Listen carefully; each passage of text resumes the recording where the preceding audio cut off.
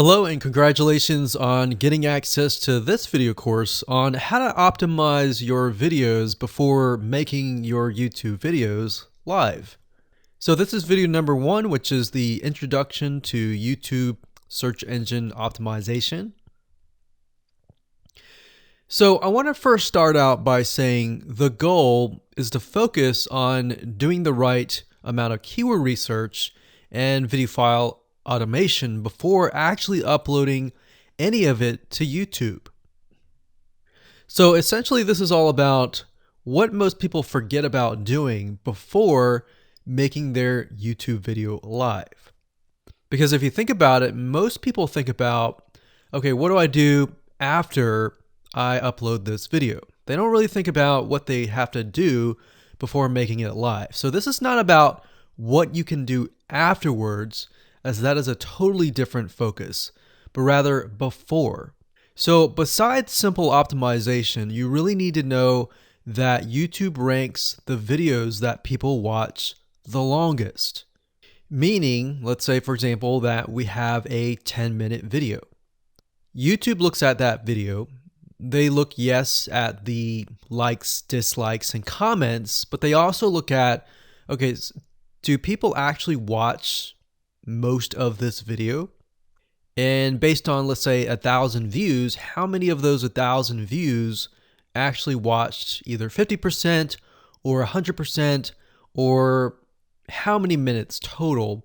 1,000 times how many minutes was watched.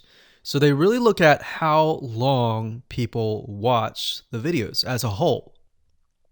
Meaning the more viewers and the longer that they watch, that will get you ranked up further and further up. So instead of focusing on, spammy tactics, tons of backlinks, and all of that, our goal here is to really focus on the user experience. So what I want to do now is give you a quick overview of what's inside this video course. This is, of course, video number 1. Video number 2 is going to be about competitive research, or in other words, researching your competitors to kind of get a better idea of why YouTube is ranking those videos. Video number 3, we'll talk about highly searched keyword terms and how you can find those for your product or service or whatever you're trying to promote. Video number 4, we'll talk about your title and your description. Video number 5, we'll talk about video file optimization. So we're going to optimize the actual file because each file has essentially information in it. And of course, video number 6, we'll talk about why your thumbnail is important and how to make it professional and good looking. And video number 7, we'll talk about video length and why that matters. We talked briefly about it just now, but I'm going to dive in deeper in that video. And of course, last but not least, I'm going to give you a secret tip on how to outrank your competitors in video number 8. So before we get started, I want to talk about what you need to have in hand. You're definitely going to need your product or service and an idea of the niche that you're targeting. You also need to have a video that is ready to be uploaded. And with that said, let's move on to video number 2. Hello and welcome back. This is video number 2.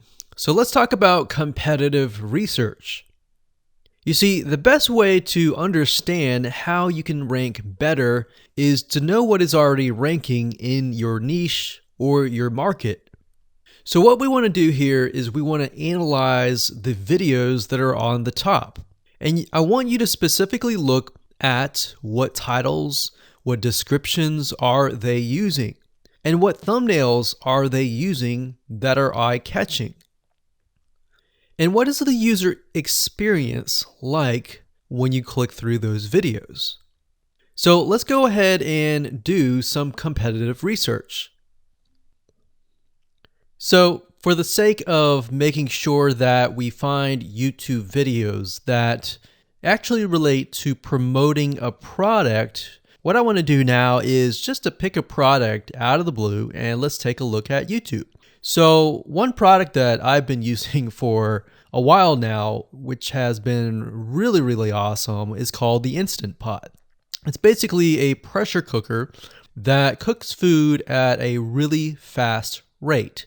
So what we're going to do is we're going to hop on over to youtube.com and we're going to type in Instant Pot and see what we get. So I'm not going to click enter just yet because I'm interested in getting an idea of what kind of potential keywords that we could rank on, or what potential videos that we can create. And we'll talk more about this in the next video. But for now, let's just do some basic keyword brainstorming and then, of course, do some competitive research. So Instant Pot, we got Instant Pot recipes, we got Instant Pot ribs, Instant Pot roast. So let's just click here and see what we get.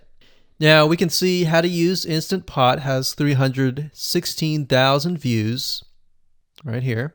Instant Pot chicken, top 6 easiest things to cook in your Instant Pot. Perfect for beginners. All right. So let's just take a look at the top 3. So let's go ahead and open those up. And let's analyze them. So the first one is this one here.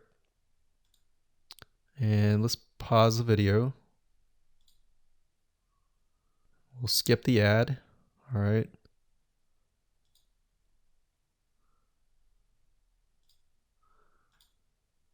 Okay, so how to use the Instant Pot 101 for beginners. So if we think about the type of audience that the Instant Pot attracts, it attracts somebody who has a busy life, who may be a beginner at cooking and just wants a quick and easy meal done fast. So we can see that. So one thing that I like to do is I like to copy the titles to Notepad. Just kind of get an idea of what we're dealing with. So that's the title. Looks like she's promoting an Amazon affiliate link. We can see that here, Amazon.to. We've got Instant Pot hacks, Instant Pot yogurt, and all that. So what she's doing, it's very funny, but she may not realize she's doing this, but what she's using is a method called siloing. And she's basically telling YouTube, hey, not only do I have this video on Instant Pot, I've got Instant Pot hacks, yogurt, recipes, and other recipes. So let's just copy that in here. So that's video number 1. So we're going to rank it from video 1, video 2, and video 3. Let's scroll down a bit. We've got 373 comments. I will say when it comes to YouTube, they're looking for engagement. So comments is good, likes are good, even dislikes are good as well. Even though dislikes are bad from a human standpoint, it tells YouTube that there is engagement. All right. So sometimes we're going to be able to view, we can't do it here, but sometimes you'll actually be able to view more data. But for now, you can't hear. Now, we can actually dig deeper if we want to. So let's just take a look at Natural Brittany's YouTube channel. Because when you're doing competitive research on YouTube, it's not just that particular video. It's actually the whole YouTube channel as a whole. The authority that that channel holds. So she has 116,000 subscribers. Click on the videos.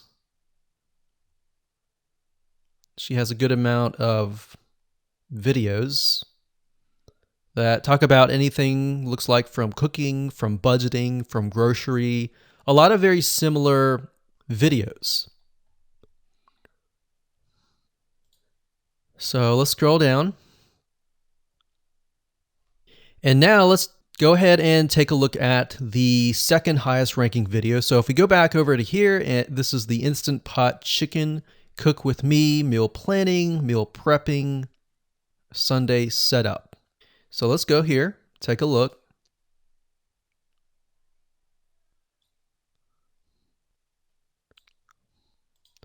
Okay, let's see here. So it's a 20-minute video, all right? And it has 658 likes, 5,000 views. If we take a look at this video here, this has 320,000 views and 7,000 likes. Now, notice how it says 13 minutes here, and notice how it says 20 minutes here. We'll go back to this later on. All right, so we'll talk more about why a certain amount of time of your video is important, why the timing is important. And why is it that this lady has only 5,000 views, whereas the other lady has 300,000, and this lady is ranked right below that lady? All right. So why is that important? And why does that correlate to the time? So we'll talk more about that later on. But for now, let's just do competitive research. We're not trying to figure things out right now and go from there. So if we take a look at the description, it says cook with me as I try a new recipe with Instant Pot. So the description contains the keyword. Sunday setup. Looks like she's got some Amazon links. And if we think about Instant Pot, who could it be targeting? All right, so this lady calls out people who are trying to prep on Sunday. So if we can get an idea of who it's targeting mothers, it's targeting people who are busy, who maybe only have time on Sundays to set things up. And chicken is a common thing, so maybe she's getting a lot of clicks. We don't know exactly, but we know that the headline and the description work together and getting clicks. All right, back over here, this is the third one. So let's take a look at this one. So this one is 8 minutes, but it has a lot more views than those other two videos, but it's shorter. It's shorter, but it has longer amount of views, and it's third. It's got 11,000 likes and 633 dislikes. If we scroll down, we can see that it has more comments than the first one. So why is it that the first one is number one and this one is the third one and it has more views and more comments?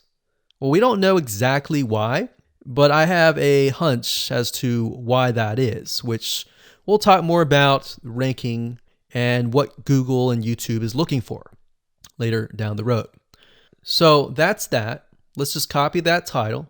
And I'm going to go ahead and pause this video and we'll copy and paste that information to the notepad. Okay, so I went ahead and copy and paste the information. So this is video 1, this is video 2, and this is video 3 down below. So let me make this bigger. So we have this information. So as we're kind of analyzing the competitor, we want to save this for later, but can you kind of see a similarity here? So this is calling out the target audience. This is calling out the people who are busy, essentially. And top 6 ways, top X ways, top certain number ways is always a good title. So perfect for beginners.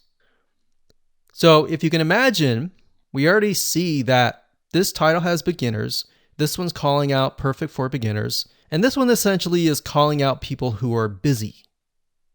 So it's a target audience. So that's key. So having this in hand gives you a better idea on what potential titles and descriptions that you can have. Now, you can do some deeper dive competitive research using specific tools. And one specific tool is called SocialBlade. So that's socialblade.com, as you can see here. And I like to use this to kind of get a better idea of the YouTube channel as a whole. Because what you're trying to figure out is, did this person rank because their channel as a whole has a lot of traffic? Or did this person rank simply because of the titles and the description? So there's many factors that come involved, but let's take a look at Naturally Brittany. So let's go ahead and copy this. And you basically want to come here and type in the username of the YouTube channel. So we'll go ahead and click this here. Okay, so we can see here that this is Naturally Brittany, 116,000 subscribers. She's got 19 million video views. So that kind of gives us an idea of how easy it is to break through. Is it easy? Is it going to take a little bit work or what? So let's just go ahead and open her up, and let's do the same thing with the other videos. So this one is marriage and motherhood. We got that here. So she has 7 million video views. So it's about half of what we saw earlier. And this one is called Six Sisters Stuff. And this one has about 9 million video views.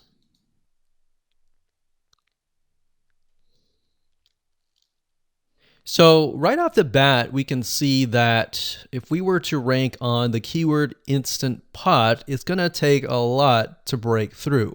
But the way we can break through is by using essentially subcategories of that keyword. So Instant Pot recipes or Instant Pot chicken recipe, stuff like that. So we can see that each one of these has about 100 to 200,000 subscribers. So you're going to have to be competing against that. Now, obviously, if you have a good size YouTube channel, that will usually mean that you can break through fairly easily. But if you're just starting out, then breaking through on that keyword is going to be a little bit more difficult. So the next question is, what keywords should you use? And we'll discuss that in the next video. Hello and welcome to video number 3. Let's talk about highly searched keyword terms and how you can figure out what your main keyword is going to be, what your sub keywords are going to be. So one mistake that we see that many YouTubers make is simply making their own title and description. I mean, it's natural, right? But instead of deciding what you think will work, why not use what is already working and do some simple keyword research that's not going to take a lot of time, and this way you'll be able to have the right information that will help you rank on the right keywords.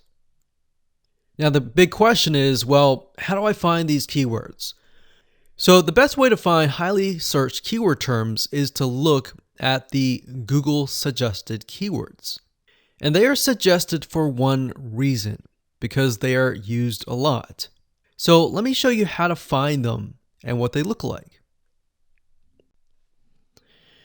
Okay, so from analyzing the previous videos with the top 3 videos to kind of get an idea of what the titles were, what the descriptions were, if we look at the 3 and we refer back to this, the question is, what are the commonalities between the titles? Obviously the keyword Instant Pot, but we also notice that the top one and the third one, they all have the keyword beginners. So beginners in Instant Pot. Instant Pot for beginners, all right? So if we go back up here and we go to youtube.com and we type in Instant Pot, what do we get? So when you have a drop down like this is what we call the suggested keywords. And you'll see this in Amazon.com, you'll see this in Google.com and other major search engines. And what this is high demand and highly searched keyword terms. So in other words, if a lot of people are searching for these keywords, then they'll show up in the drop-down menu, right? So Instant Pot chicken happens to be a very highly searched term. And take a look at this. This one is related to Instant Pot chicken. So that means there's a lot of people searching for Instant Pot chicken. And that might be why this second video is ranked so high. Let's scroll down and take a look. So as we're scrolling down, I also want you to kind of keep an eye on the thumbnails because the thumbnails are key. So we got top 6 easiest things to cook in your Instant Pot. And I'll say, as an Instant Pot user, I really didn't know what recipes were out there that would fit the Instant Pot. Because the Instant Pot, the way it cooks is it pressurizes the food, and you need a little bit of liquid inside it to pressurize. So what I was doing is I was looking for recipes that were specifically made for the Instant Pot. So a lot of these people that are coming here, they don't know. They're just looking for recipes. So the 30 Instant Pot recipes gives people an idea. Oh, okay, I've got 30 recipes that I can pick and choose from. So if you scroll down, it says Instant Pot Ultra. All right. So if we go back here, so Instant Pot Chicken is definitely a top one.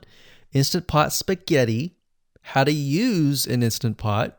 Instant Pot Cheesecake, Yogurt, Pho, Beef Stew, Whole Chicken, Rice, and Instant Pot Pot Roast. So these are highly searched keywords. Now let's hop over to Google and see what we get. Do we get the same thing? Do we get something different?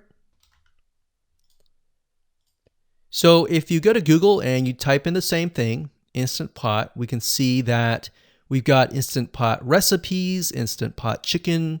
So notice that the chicken and the roast beef or the pot roast seem to appear both in Google and in YouTube.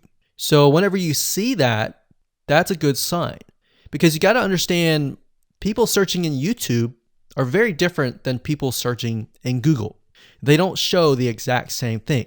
But if they do, that gives you an idea that if you rank on that term, that you will be able to get traffic from Google and YouTube.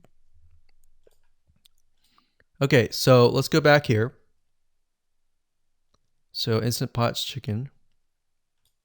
So let's just do a search and see what we get. So another place to find the Google suggested keyword terms is to scroll all the way down to the bottom. So there we go. So Instant Pot recipe. Now these are specifics, all right? These are searches related to Instant Pot. So people are looking to buy Instant Pot Amazon. So let's just type in Instant Pot Chicken and see what else we get. So if you notice when we type Instant Pot Chicken, it gives you a more detailed view of the other keywords that are related. So for example, Instant Pot Chicken recipes, chicken and rice, chicken noodle soup, chicken thighs, chicken bog, chicken breast recipes, chicken wings, and chicken and dumplings. So let's go over here and see what we get. So Instant Pot Chicken recipe, wings, noodle, biryani, thighs. So a lot of these are actually appearing that are the same. Okay, so moving on here, we've got Instant Pot Chicken. Now let's take a look at what we have here. So what I would do is I would do the same thing, the competitive research. Now, if you notice here, the Six Sisters stuff, it's a different video, but it's a similar video. Now this video is different. This lady is the same. And that's another thing. So if you rank high on the main keyword, then you could potentially rank on the other smaller keywords as well. So that gives you an idea of what content to create and what keywords to target. So we could potentially make it about Instant Pot Chicken. And what I would do is go back here. Let's say we want to title it the Instant Pot Chicken. What I would do is I would scroll here and take a look at questions people are asking. So how do I cook chicken and potatoes in Instant Pot? How long does it take to cook chicken pot, Instant Pot? We scroll down, and what I would do is grab these keywords. So I would grab these keywords.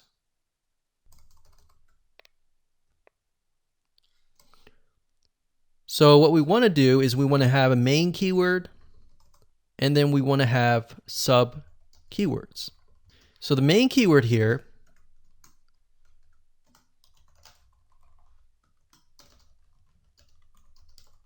would be Instant Pot Chicken. And then the other ones would be Instant Pot chicken and potatoes, and all the rest here.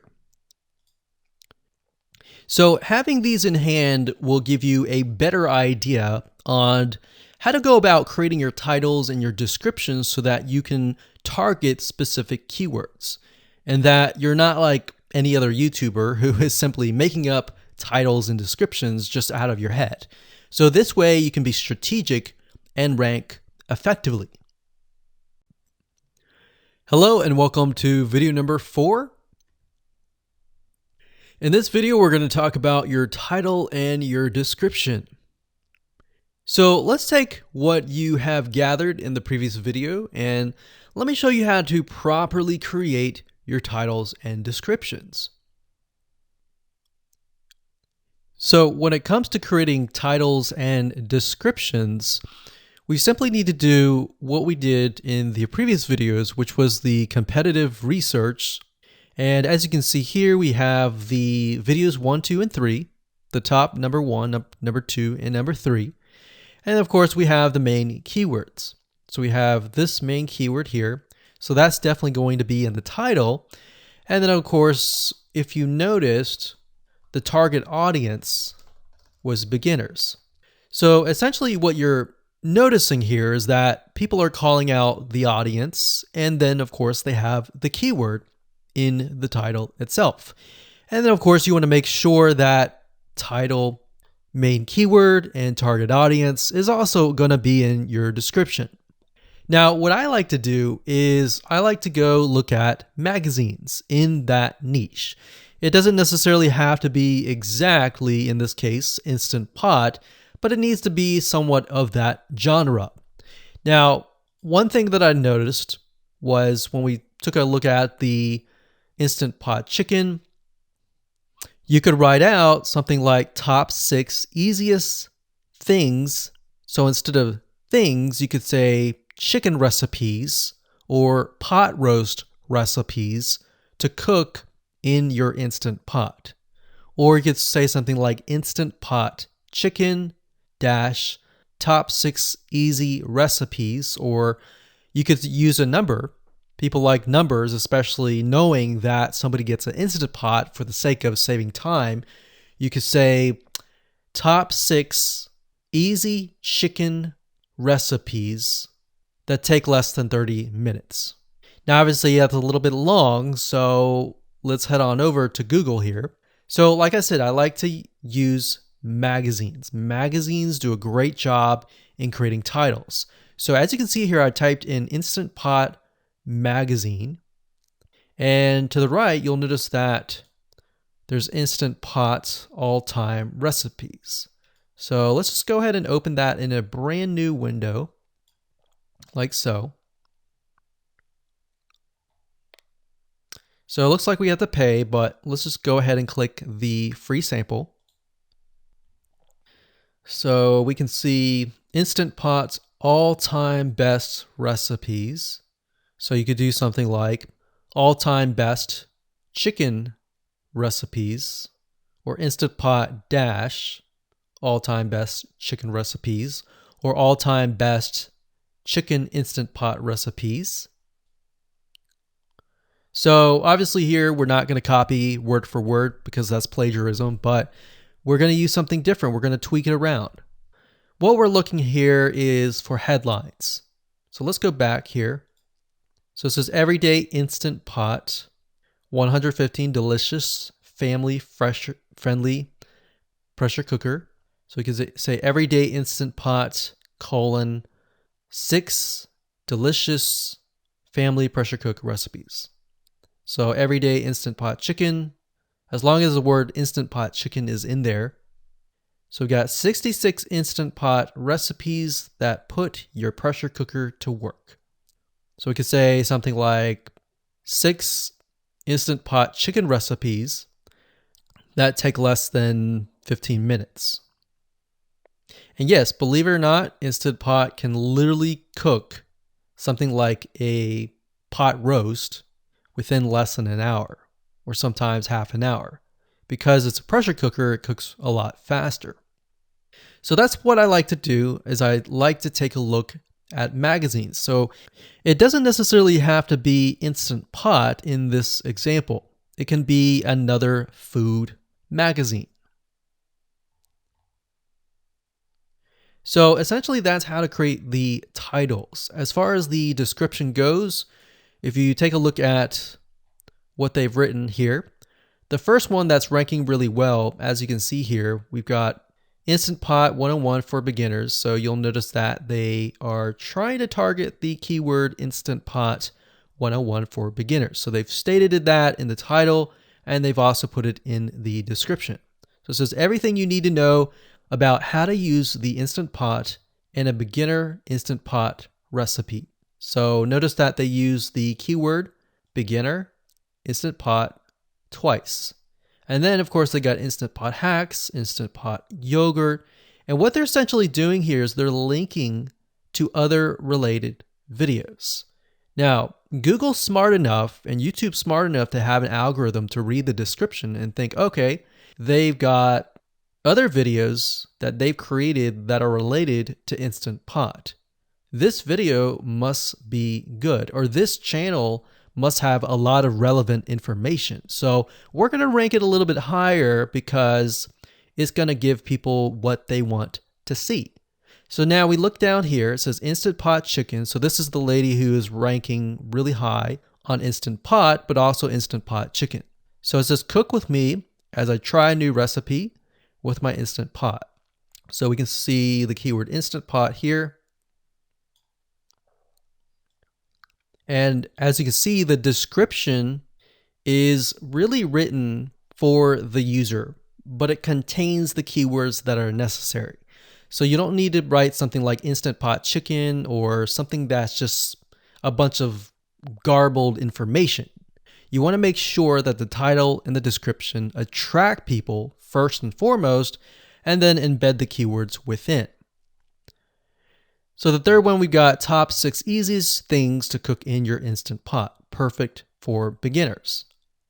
So it says, today I'm sharing with you the 6 easiest things to cook in your Instant Pot. So you can see here, the title is here, but the title is also in the description. It says, now these are perfect if you are just starting out or even had the Instant Pot for a while. So you can see the keywords that are embedded, but it's really written for the user. And that's the way it should be, because the title and the description will actually show up in the YouTube search engine, as you can see here. So we've got the title, we've got the description. So we want to make sure that the first sentence in your description is catchy as well. Hello and welcome to video number 5. Let's talk about video file optimization. Did you know that all files contain data that tells YouTube what your video could be about? Let me show you. Okay, so the way that YouTube gets an idea of what your video is about is by transcribing it. And for the most part, it can usually figure out what your video is all about if you have voice and speaking in it. Now, you can go one step further by adding what we call video file metadata. It's very similar to a website metadata. So for example, if you right click on any website and you click on View Page Source, up at the top, you're going to see a lot of what we call metadata. So right here, we can see the name, the title, the description, and all that information. So what that does is it tells Google essentially what your website is all about. So very, very similar in this case of what we're doing here. So what we're doing here is we are taking the video file that you have created and embedding it with more information. So besides the title and description, YouTube will be able to read the metadata inside of your video. So it'll make a little bit more sense when I show it to you. Now, it's really hard to find software out there that allows you to embed metadata except for a few. So one of them is called Video Converter by Wondershare, and that is videoconverter.wondershare.com. That's videoconverter.wondershare.com. So if you go here and you go ahead and download up at the top, you will be able to embed metadata. In fact, we're going to be using that for this particular video. Now, there are other software out there like the Adobe Bridge software, which allows you to embed the metadata into your video. Now, the reason why I'm using Wondershare is because I feel like it's a lot easier to use. So if you go ahead and download this, we're going to open this here. And what I did was I clicked Add Files, and I chose the file. Now, there's a lot of things that you can change about the video, but what we're particularly interested in is this I icon right here. So click this I icon, or letter I here, and you're going to see that it says name, language, episode name, actors, directors, screenwriter, tagline, and description, and comments. So what I recommend is you try to complete this as much as you can. So episode name, actors, so that would be whoever is in the video, the director, the screenwriter, which could be you, and then the tagline. What I would do is the tagline be your title, and then the description be your description. So whatever you're going to upload to YouTube, put this as a title and put this as a description. And then for comments, I would put something like keywords. And all you have to do is click save, convert it, and done. That's the reason why we're using Video Converter, because it's just so much easier. With Adobe Bridge, it's easy too, but there's a lot of more options and very easy to get confused. So once you're done with that, you save the video, your video has the metadata inside of it, and all you have to do is simply upload it to YouTube, and that's it. Hello and welcome back. This is video number 6. Let's talk about your thumbnail and why that is important. You see, since our goal is to get more clicks or more views to your YouTube video, we have to rely on attracting viewers. So if you think about it, the thumbnail is the first thing people see as they are scanning to find what interests them the most.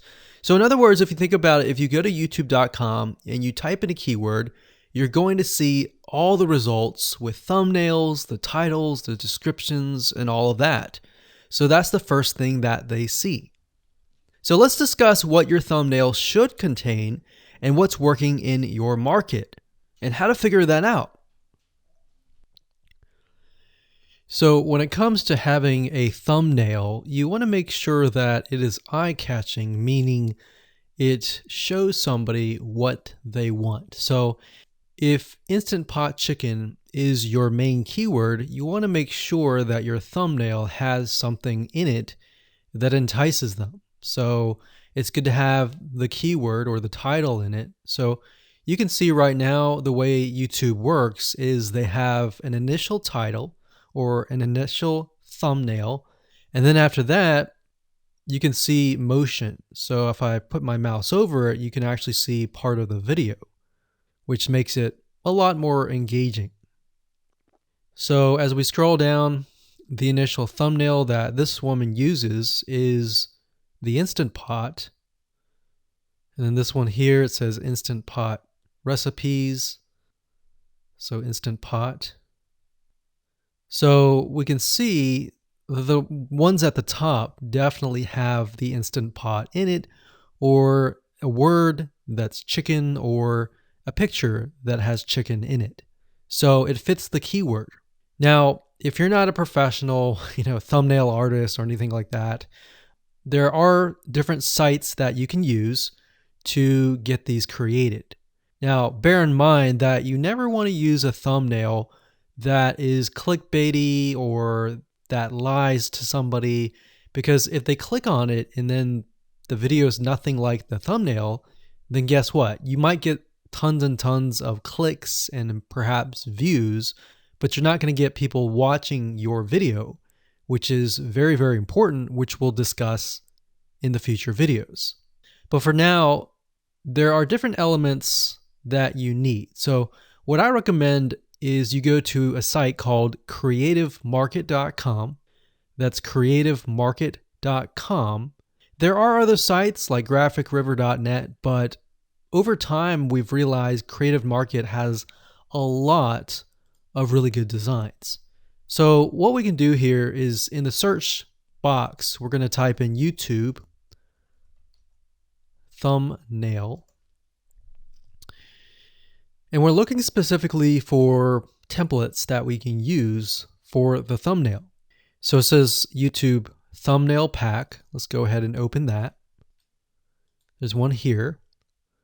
There are end cards, but that's a little bit different. That basically comes at the very end of your video. So we got urban thumbnails, different types of thumbnails.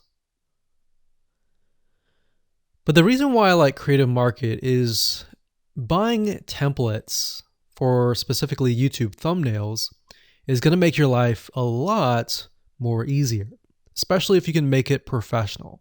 The more professional it looks, the more professional your viewers will click through.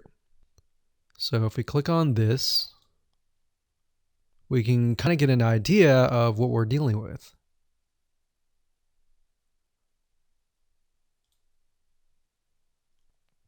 And here's more thumbnails here as well.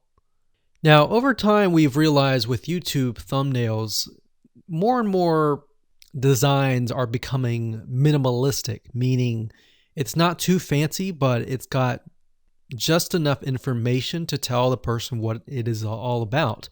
So it could have text, it could have pictures, but you really need to know what your YouTube video is about before you can create your thumbnail. In fact, I recommend that you create your YouTube video first and then you create your thumbnail so that you can make sure that you attract the right person. Now, what we found a little bit of a technique is to create a thumbnail that is related to essentially the end, meaning if you're creating an Instant Pot chicken recipe, you might want to show the chicken already cooked. So essentially what people get if they click through. So that way people think, oh, okay, this looks really nice. I'm going to click through. And they're more likely to actually watch all the way through to the end. And that's what we want. We want people not to just click through, but to watch all the way till the end. And that's actually going to help us with the ranking. Hello and welcome to video number 7. Let's talk about video length in more depth. So the big question is, how long should your video be? While yes, most folks have said that your video should be short due to attention span, and that's something that we've talked about in the past, and that definitely worked in the past, and that still is true that people's attention span are short. But today, in terms of YouTube, your video length should be longer, and here's why. Did you know that YouTube ranks your video based on how many minutes your viewer watches? We talked briefly about this in video number 1, but I want to talk about why that is the case. Statistically speaking, most people that we have found, based on statistics that we have seen in YouTube, most people watch about 50% of a video. Even the people that are interested in a video, they watch 50% of a video. So if that, in this case, is a 5-minute video, an average viewer is only going to watch about 2.5 minutes. Now, here's why that is important. If you're competing against someone who has a 30-minute video and their viewers watch 15 minutes, which is about 50%, well, guess what? Even if they can have less viewers than you, they're going to beat you because they have a longer video. So if you got the 2.5, they've got the 15 minutes, they can send less people and still beat you. And YouTube will favor them in the end. Now that of course is assuming that the views are legitimate and people are actually watching. And that's why user experience is so important. So to give you some real life practical application, let's hop on over to YouTube and I'm going to show you proof that this works. Okay, so let's take what we learned and what we just discussed and apply it to some real life practical application. So if we head on back over to youtube.com, we type in the keyword Instant Pot recipes, we can see this one, and this one. So let's go ahead and open these up. So we got this one, and this one. So that's 1, 2, and 3. The first one has about roughly 8 minutes or 9 minutes. We'll say 9 minutes. The second one has about 27 minutes. And the third one has about 20 minutes. Okay. So essentially the second and third have about double the amount of time.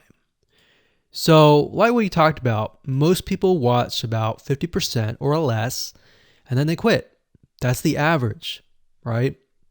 So if that's the case, this person here, even though they have more views, see that?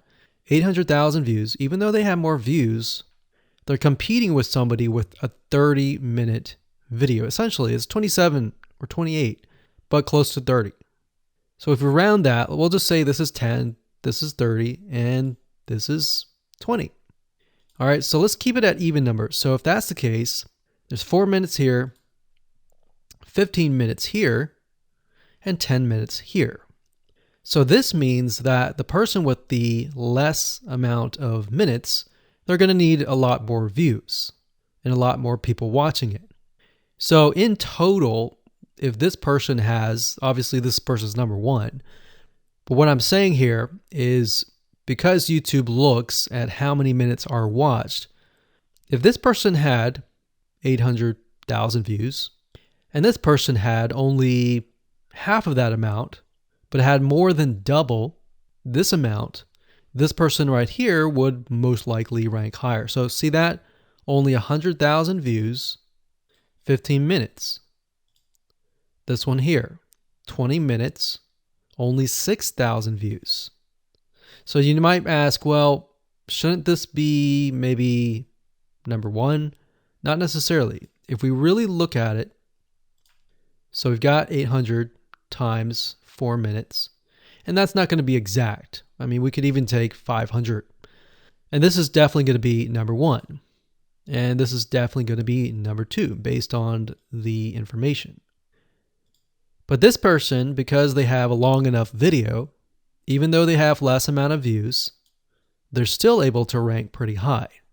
So this is based on one of our YouTube channels, which has over 9 million of minutes watched. And based on that, that's what we've seen. Now, there's other factors like likes, dislikes, comments, and other things like that, titles and descriptions. But that's a big, huge ranking factor because it legitimately tells Google and YouTube, hey, this YouTube video is legit. Not only people are clicking on it, they're actually viewing it. And they're viewing at least about 50% on average. So that's why the video length is important. Now, you don't want to make a long video just to make a long video. You might want to make a video that has really good content. And that's the goal. It's not based on spammy backlinks or anything like that. It's based on providing real value. Hello and welcome to video number 8. So just want to say congratulations on reaching the end of this video course. We're going to talk about a secret tip that you can use to outrank your competitors. So we briefly talked about why having a longer video was important, right? So one secret tip that we can give you is that what we have found that works is the following. Longer videos in the sense of live streams, which means you get on YouTube and you talk to people live. You have webinar replays and videos where people expect them to be longer. So in other words, people are expecting these to be longer. If you make a normal video that people expect to be 5 minutes and you make it an hour, then you're not really going to hit that 50%. But when you have a live stream or a webinar replay, usually people typically expect it to be at least 1 hour.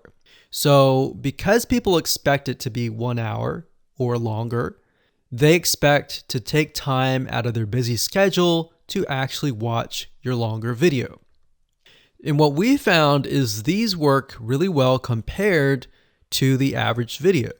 So let's discuss what you need to do in terms of software or even web applications that you need to create live streams and webinar replays. So in order to create a YouTube live stream, you're going to need to have a broadcasting software. There are many. You can go to YouTube and type in live stream, how to set it up, and there's a lot of videos on that. But this is one particular one that we have used and that has worked really, really well for us. It's called Open Broadcaster Software, and it's free, best of all. And that is located at obsproject.com. So as you can see here, there is versions for Windows, Mac, and Linux. So it's simply as easy as downloading and you can start streaming. So the reason why you need this software is basically what it does is it connects to the YouTube live stream system. And when you're ready, you click record and you're good to go. Now, I'm not going to go in depth on how to use this product just simply because there are so many different options and so many different ways of using it. Now, like I said, the tip is when outranking your competitors to have longer views. This is good for kind of a face-to-face talking head type long video. Now, if you want to use a camera, you can do that. If you want to do something like screen capture, meaning you're going to show your screen, then you're going to want to use something like GoToWebinar. And you can go to gotomeeting.com/webinar to do that. Another tool that we have used, which as of now, it is free, and who knows, it could change. So GoToWebinar does cost money, but it's a nice way to kind of engage with people. So this is the route that I would go if you are engaging with people. If you're not engaging with people and you're simply doing screen capture, there is a tool called Use Loom. Let me show it to you. So useloom.com. Loom is essentially a Chrome plugin, and what it does is it allows you to record your screen. It's super easy to use. In fact, it's super, super fast. It's so fast that you can literally start recording, and within seconds when you're done, you'll have the video in hand. And you can download the actual video file to your computer really fast. So those are the three options that I would go to, and really depends on the avenue that you want to take. So like I said, create a longer video, but just don't create any content. Make sure that the content is valuable, because you want to make sure that people watch all the way through, or if not, watch at least 50%.